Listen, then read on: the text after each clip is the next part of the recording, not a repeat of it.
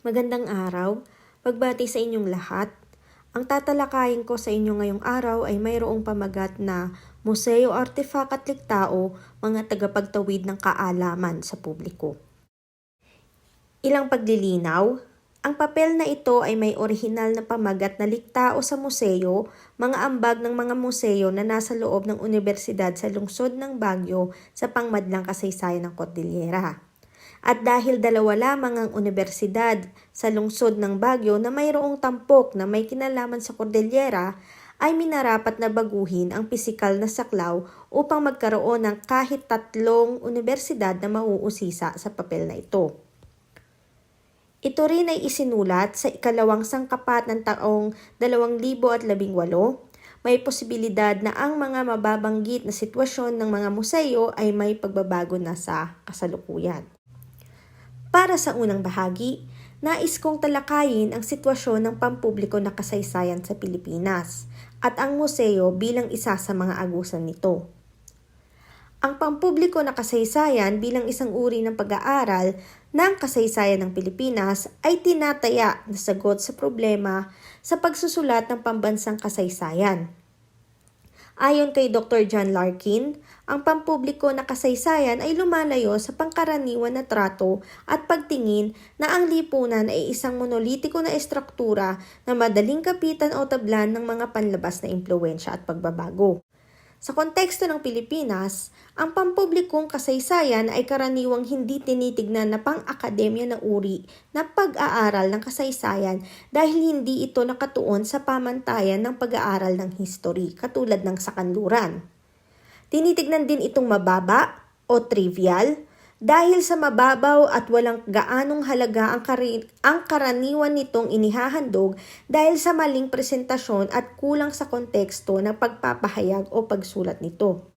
Sa kabutihang palad, sa kasalukuyan ay unti-unti nang nagbabago ang pagtingin at natatanggap na ito. Sa katunayan ay marami ng historiador ang nakapaglimbag sa ilalim ng pampublikong kasaysayan. Ilan na dito ay sina Ambet Ocampo at Xiao Chua. Ngunit, bukod sa mga babasahin ay marami pang paraan para makapag-ambag sa pampubliko na kasaysayan. At isa na nga dito ay ang mga museo. Ang mga museo ay ang pinakasikat at karaniwang institusyon na itinatatag upang turuan ang publiko tungkol sa kasaysayan ng isang lugar o isang grupo. At dahil nga ang Pilipinas ay binubuo ng napakaraming etnolinguistikong grupo na napanatili ang kanilang kultura at tradisyon sa kabila ng kasagsagan ng kolonyalismo sa bansa, ay isa ang mga ito sa karaniwan na itinatampok sa mga museo. At sa pag-aaral nga tungkol sa mga ito, sa loob man o labas ng eskwelahan, ay mayroong mga batas at panuntunan na nagpoprotekta, sumusuporta at nagpapayaman sa mga ito. Pangunahin na sa mga ito ay ang Konstitusyon ng Republika ng Pilipinas kung saan may 6 na probisyon ng partikular na nagbabanggit na tumutukoy sa mga karapatan at mga pribilehiyo ng mga etnolinguistikong grupo. At mula nga sa mga probisyon na ito ay nagkaroon ng isang batas bilang tugon ng pamahalaan ng Pilipinas, ang Indigenous Peoples' Rights Act o IPRA.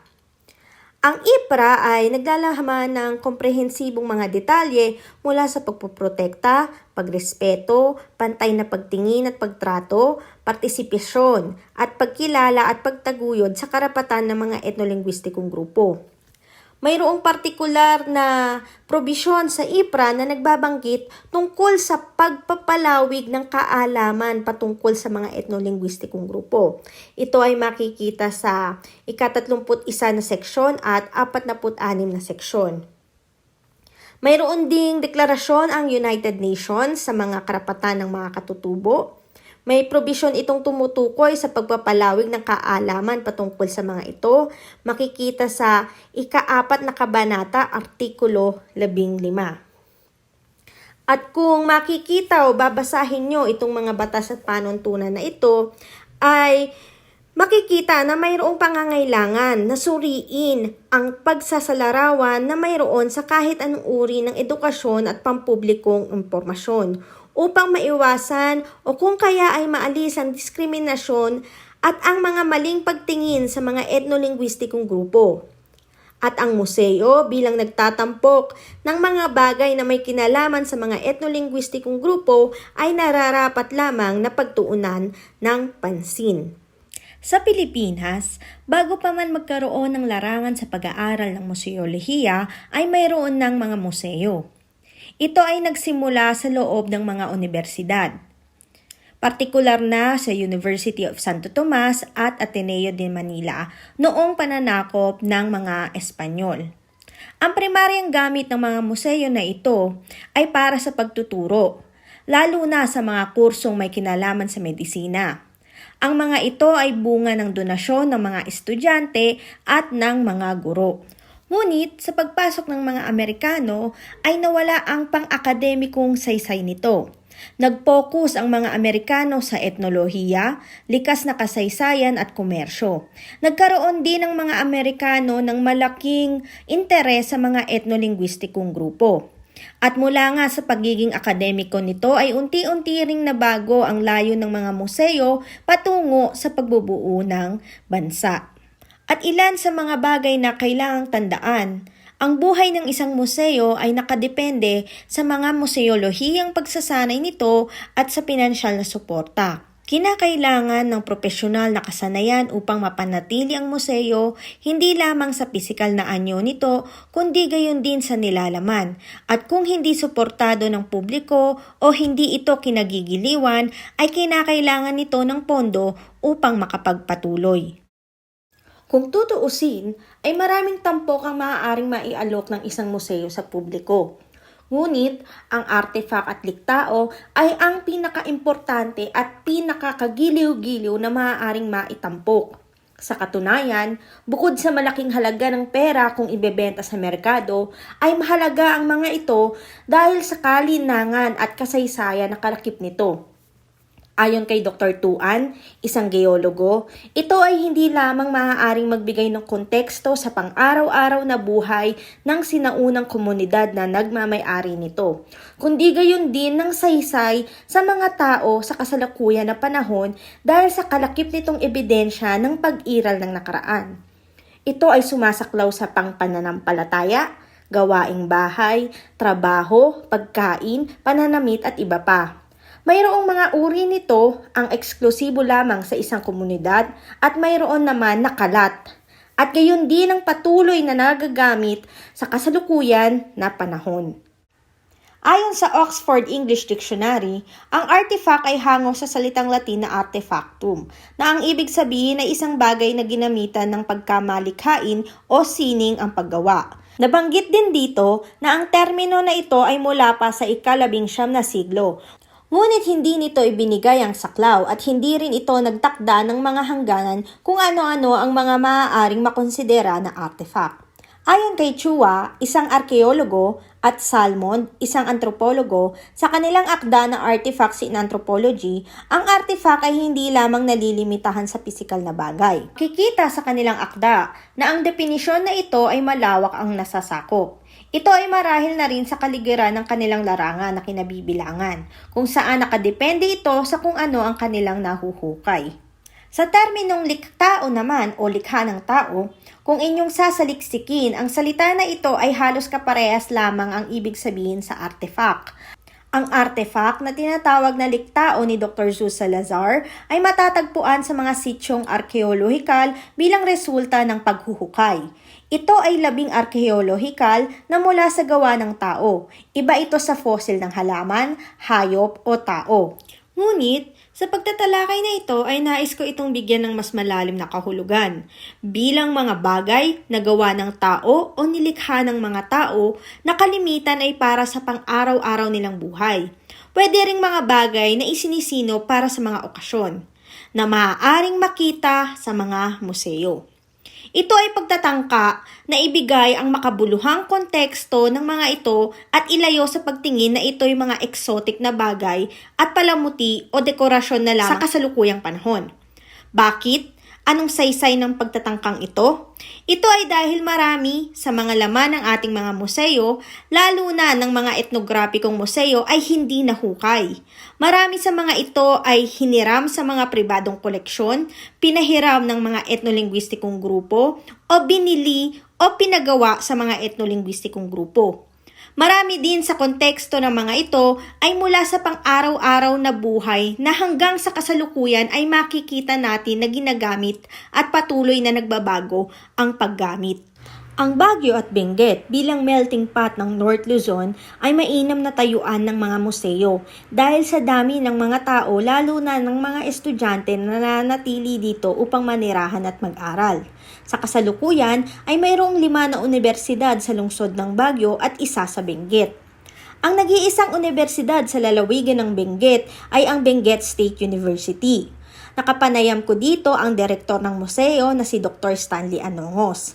Sa kasalukuyan ay 105 na taon na ang universidad, ngunit ang museo nito ay bata pa. Ang museo ay tumatahan sa pinakamatandang gusali sa universidad. Isang palapag na gusali, may 2 kwarto at maraming bintana katulad ng mga normal na disenyo ng bahay ng mga Amerikano.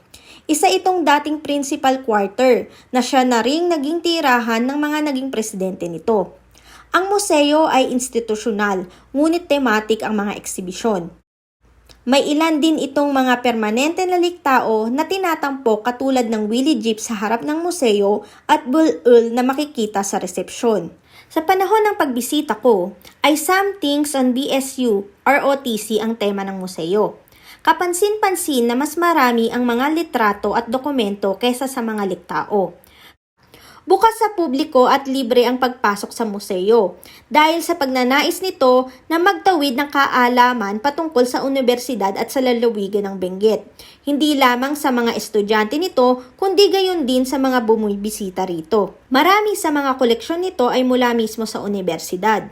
Mayroon din namang mga nanggagaling sa donasyon ng mga alumni at guro. Ang mga suliranin ng museo ayon kay Dr. Anongos ay ang problema sa espasyo.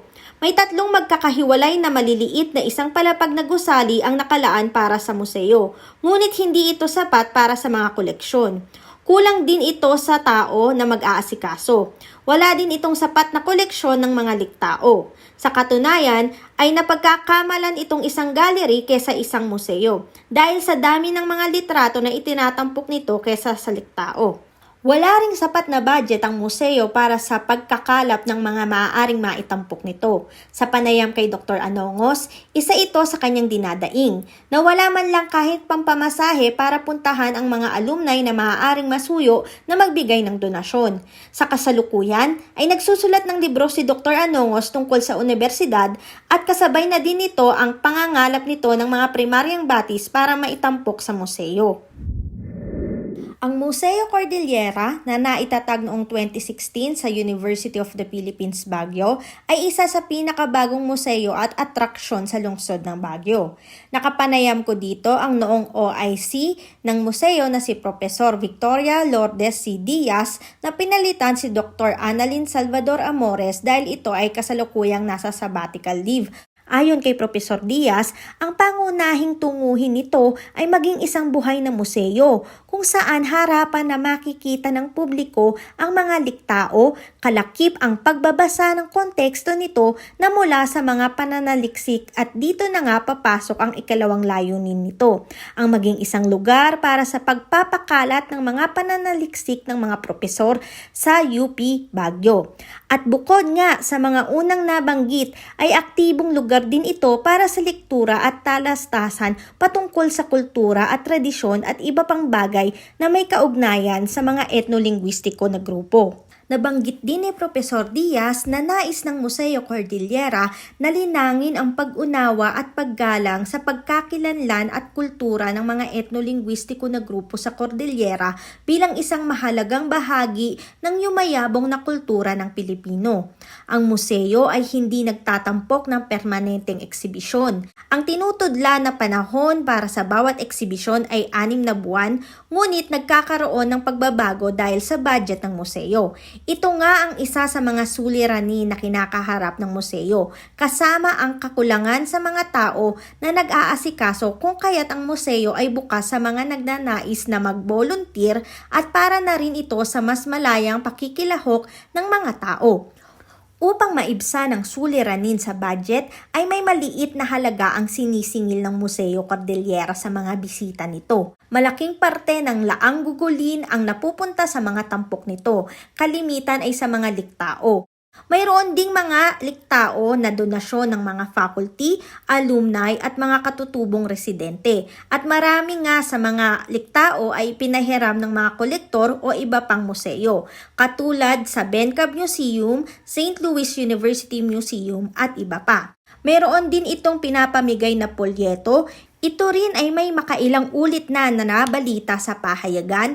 Mayroon din itong mga limbag na pagsusuri mula sa mga bisita nito at mga institusyong pang-edukasyon. At sa pagpapalawak ng nilalaman at konteksto ay tuloy-tuloy ang pananaliksik ng mga propesor sa UPB para maitampok sa Museo Cordillera. Personal ko din na nakapanayam ang curator, archivist ng St. Louis University Museum of Arts and Cultures na si Professor Columbus Atitio Jr. Siya ay kasama sa unang pangkat ng mga estudyante na nangolekta ng mga liktao para sa SLU Museum of Arts and Cultures noong 1970 hanggang 1971 sa ilalim ng noong pamumuno ni Dr. Flores Cornelio. Ayon kay Profesor Atitio, ang museo ay ethnographic at nasa ilalim ang pamamahala ng aklatan ng SLU sa simula pa ng pagkatatag nito noong 1969. Ito ay naitatag dahil sa pagkakaroon ng asignaturang antropolohiya sa College of Human Sciences. Unang pinamunuan ito ng dekano ng CHS na si Dr. Florentino Cornelio na nagpasimula ng pangongolekta ng mga liktao katulong ang bibak. Sa kasalukuyan, kahit na malaki ang problema ng museo sa budget ay bukas ito sa publiko at walang bayad na sinisingil sa mga bumibisita dito. Ito ay nagbibigay ng libreng lektura, oryentasyon at mga kultural na demonstrasyon. Mayroon din itong libreng polyeto na ipinapamahagi sa mga bisita nito. Ang mga gamit din sa museo katulad ng pangmusika ay malayang nahihiram ng mga estudyante kung kinakailangan para sa kanilang mga programa sa loob at labas ng universidad. Ayon kay Profesor Atitio, ang kabuuan na pananaw ng museo ay ang maging sentro ng kahusayan para sa pagpapanatili at pagtataguyod ng kultura at tradisyon ng mga etnolinguistiko na grupo sa pamamagitan ng sistematikong pangongolekta at pagpapanatili, dokumentasyon at pananaliksik at eksibisyon at promosyon na lilinangin ang isang relatibong kultura at pagpapahalaga sa mga katutubang tradisyon, kasama dito ang paghihikayat sa mga bisita na magkaroon ng interes sa mga kultural at antropolohikal na pag-aaral at ang magbigay ng iba pang serbisyo. Bukod sa budget para sa iba't ibang uri ng gastusin katulad ng sa pangangalaga ng mga liktao, ay problema nito ang espasyo dahil na din sa lumalaking koleksyon ng museo. May problema din ito sa kakulangan ng tao na mag-aasikaso hindi lamang sa mga liktao kundi gayon din sa mga gawain sa papeles.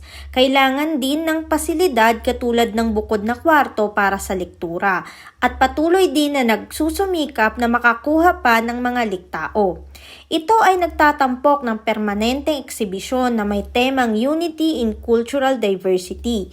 Malaking porsyento ng mga artifact at liktao sa museo ay mula sa mga nakolekta ng bibak. Mayroon ding mga donasyon mula sa mga alumni, mayroon din na nagmula sa mga koleksyon ng iba't ibang personalidad sa Cordillera, donasyon ng mga magulang ng estudyante at donasyon ng mga tao na sumusuporta at naniniwala sa prinsipyo na tinataguyod ng museo. Makikita sa pagtatalakay na ito na malaki ang papel na ginagampanan ng mga universidad na ito, hindi lamang dahil sa formal na edukasyon na mayroon ng mga ito. Ang mga museo rin nito ay inaasahan na maging tahanan ng mga liktao at artifact ng mga etnolinguistiko na grupo sa nakalipas at kahit ng nasa kasalukuyan.